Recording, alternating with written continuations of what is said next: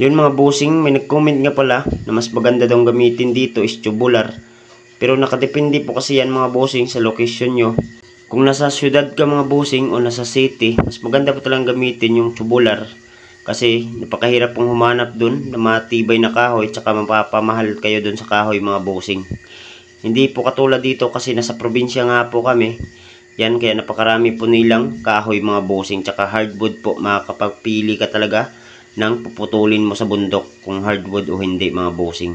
At para sa akin din mga bossing, mas maganda pong gamitin tong kahoy kasa tubular mga bossing. Kasi yung tubular kakalawangin po, lalong lalo na yung ilalim niya, kasi hindi nga natin yun mapipinturahan. Labas lang po yung mapipinturahan natin sa tubular.